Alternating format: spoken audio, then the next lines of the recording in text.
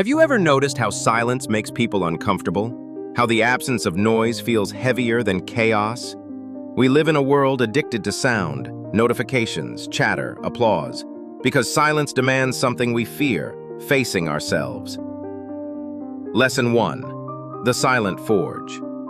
Have you ever wondered why silence feels so heavy? We fill our days with noise, music, news, endless conversations, because deep down we fear what happens when it all stops, when it's just us and the truth. But here's the secret. Solitude isn't a punishment, it's a forge. It burns away the craving for applause and hardens you into someone unshakable. The world tells you that being alone means being empty, but in reality what you call emptiness is the space where depth is born. A man once asked me, "Don't you get lonely spending hours by yourself?" I smiled. "No," I said, "because I've learned the difference between loneliness and solitude. Loneliness is when you run from yourself. Solitude is when you finally sit down with who you are and listen." Marcus Aurelius reminded us, "Nowhere can man find a quieter or more untroubled retreat than in his own soul." That's not poetry, it's survival. When the noise fades, you see what truly matters and what never did. The strongest minds aren't built in crowds. They're built in the stillness no one else dares to face. So the next time life feels too loud, try this. Turn everything off. Sit in the quiet and watch how the world inside you becomes stronger than the chaos outside. Lesson 2. Freedom in the quiet. I'm this. You wake up one morning and there's no phone buzzing, no voices calling your name. Just silence. For most people, that thought feels terrifying. Why? Because silence strips away every distraction and leaves you face to face with yourself. But what if I told you that silence is the doorway to real freedom? Not the kind the world sells you, the freedom of endless choices, constant applause, but the freedom of not needing any of it. Epictetus said, "No man is free who is not master of himself." Think about that. If your peace depends on noise, on validation, on someone else saying you matter, are you truly free? I once worked with a man who dreaded being alone after his wife passed away. He filled every second with TV, calls, dinners, anything to avoid the quiet. But when he finally stopped running and faced it, something changed. He didn't just survive solitude, he discovered strength, clarity, even gratitude. Because silence doesn't take anything from you. It gives you back everything you lost in the noise. Your thoughts, your voice, your power. So if you've been afraid of being alone, ask yourself, what am I really running from? Because the moment you stop running, that's when life begins. Lesson 3. The strength no one sees. Invaded. Have you ever met someone who didn't need the spotlight? Who walked into a room quietly and yet changed the whole atmosphere? That strength didn't come from charm or applause, it came from silence. We're taught that power is loud, that to matter you have to be seen, heard, praised. But the Stoics knew better. Marcus Aurelius wrote, "The soul becomes dyed with the color of its thoughts." If your mind is chaotic, no amount of applause will calm it. If your mind is steady, no storm can shake you. I remember a woman in her 70s, a client of mine. She had lost her husband, then her closest friend. When I asked how she managed, she said, "I learned to sit with the ache instead of running from it. That's where I found my peace." She didn't drown her silence in noise. She embraced it and came out stronger than anyone around her. That's the truth we avoid. Your strength isn't tested in the crowd. It's revealed when the room goes quiet. If you can stand tall when no one's clapping, if you can stay calm when the world shouts, you've already won the only battle that matters, the one inside. Lesson 4. When the world stops applauding. One day, the applause will fade. The calls will stop. The roles that gave you identity, parent, boss, provider, will pass to someone else. Then what? Most people panic because their worth was always borrowed from the noise around them. But here's what Stoicism teaches. Real freedom begins when you no longer need the audience. Epictetus said, "Freedom is the only worthy goal in life. It is won by disregarding things that lie beyond our control. And what's more uncontrollable than the opinions of others? I once spoke with a man who retired after 40 years. His biggest fear wasn't money. It was, in his words, becoming invisible. But he learned something profound. Invisibility is a gift. Because when the world stops watching, you finally get to live, not perform. In the quiet, you start asking different questions. Not what do they think of me, but what do I think of myself?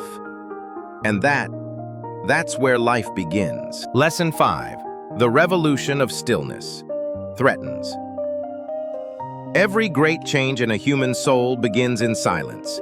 Not in the crowd, not under the lights, but in a quiet room where you finally meet the person you've been avoiding. You. Seneca wrote, "All of humanity's problems stem from man's inability to sit quietly in a room alone." Think about that. We'll do anything. Scroll, binge, gossip, just to avoid our own thoughts. But the courage to sit in stillness, that's rare and powerful. I've seen people transform through that courage. A woman once told me, after my divorce, I stopped filling my weekends. I stayed home, sat with the silence, and cried.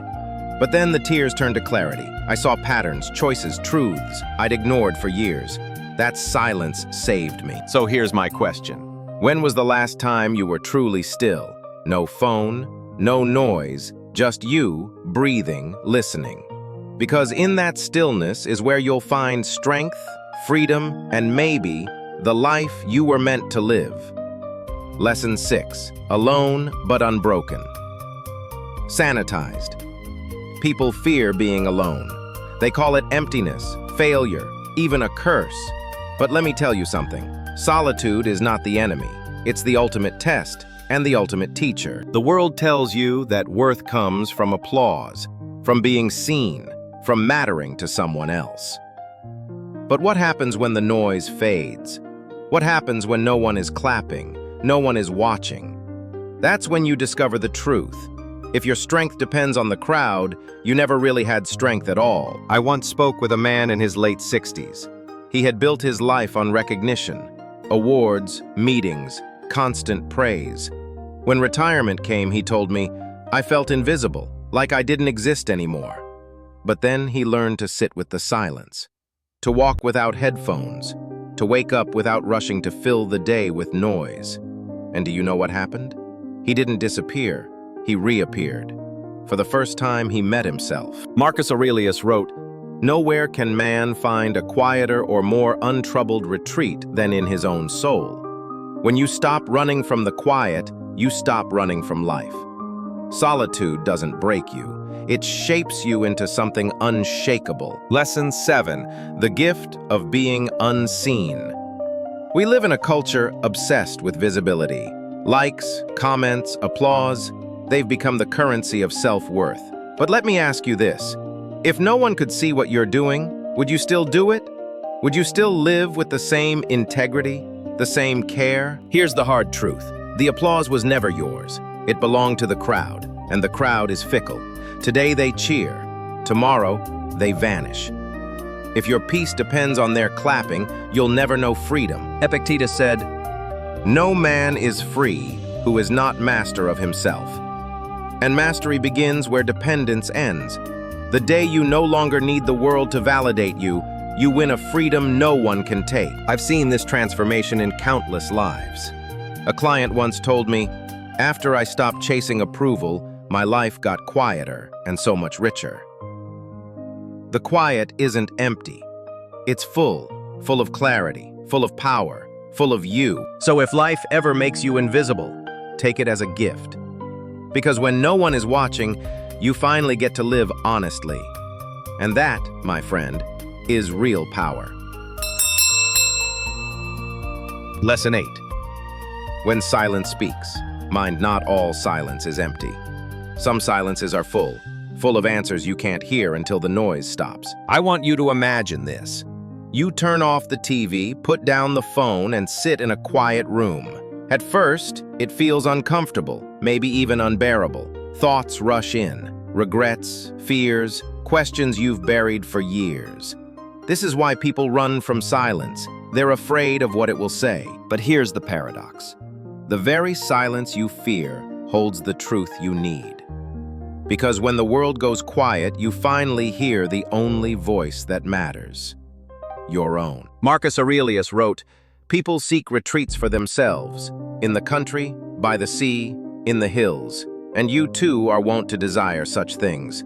But this is altogether a mark of the most common sort of man, for it is in your power whenever you choose to retire into yourself." When you embrace stillness, Life changes.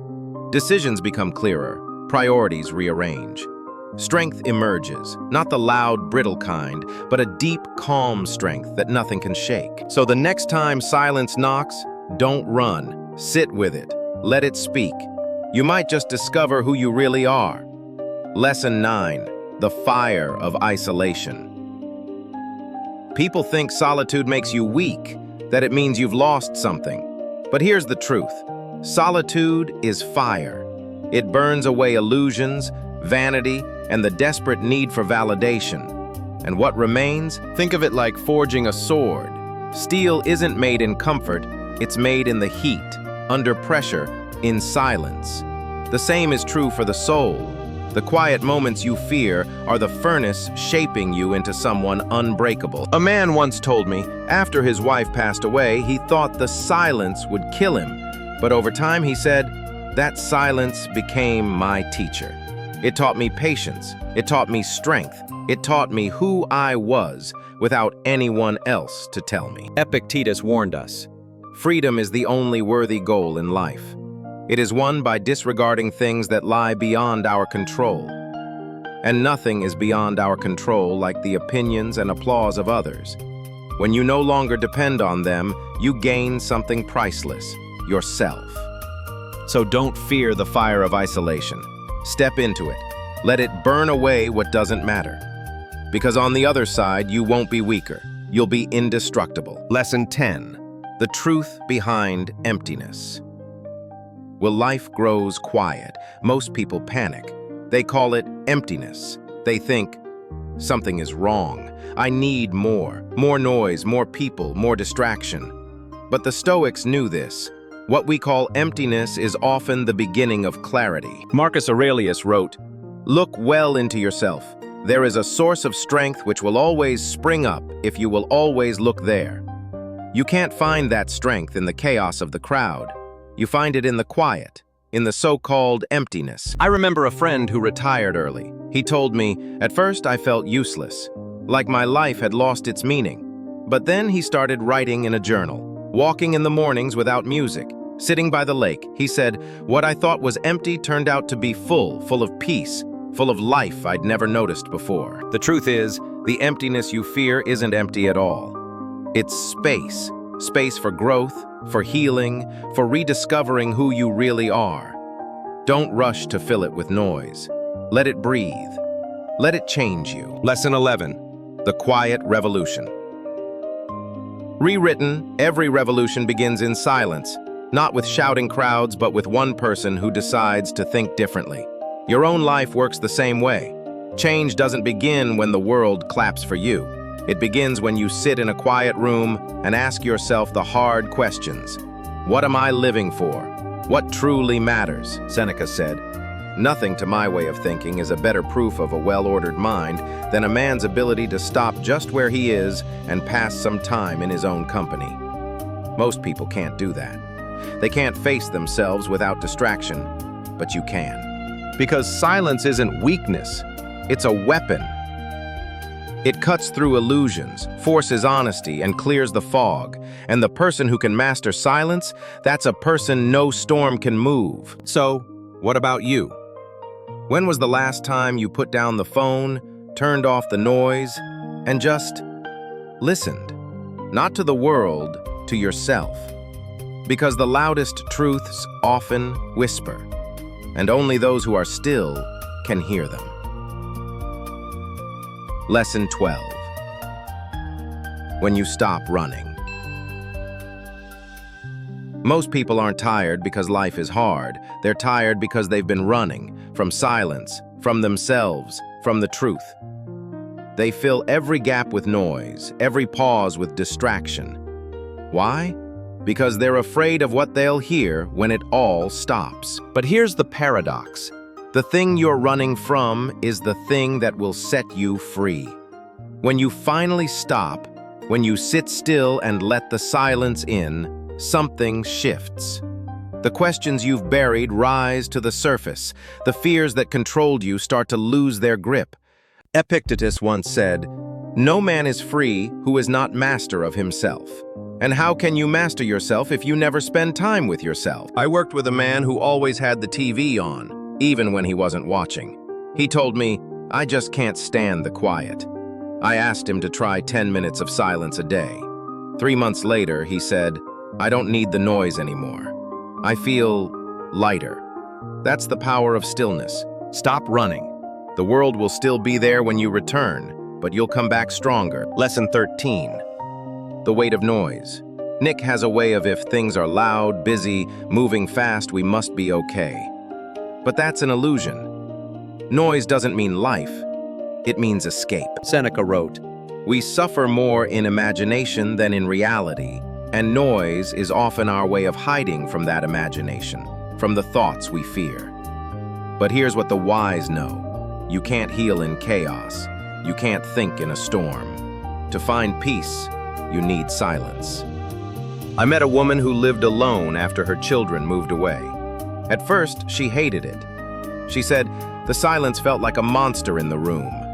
But then she started journaling, sitting outside in the evenings without her phone.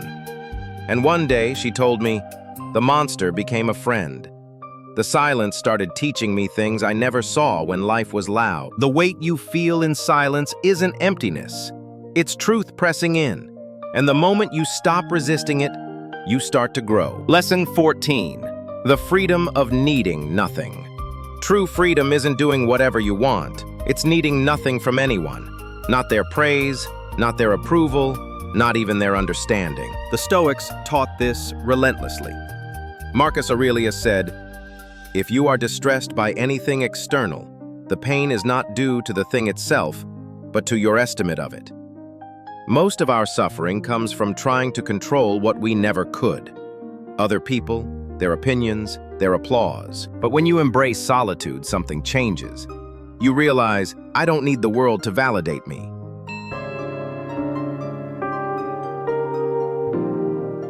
That's when life gets lighter. That's when you stop performing and start living. I remember asking an old mentor, "When did you feel truly free?" He smiled and said, "The day I stopped caring if anyone noticed me. That day I got my life back." That's the gift of silence.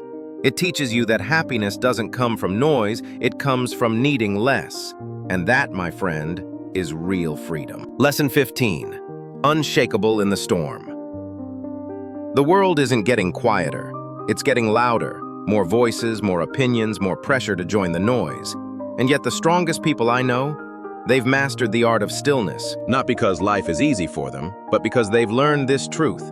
You can't calm the storm, but you can calm yourself. And when you do, the storm doesn't matter anymore. Marcus Aurelius wrote, "You have power over your mind, not outside events. Realize this, and you will find strength." That's the essence of Stoicism. You can't control the world, but you can control how you meet it. So the next time chaos comes, and it will, don't fight the storm. Don't add to the noise. Step back, breathe, be still. Because the person who can stay calm when everything else falls apart, that's the person no one can break.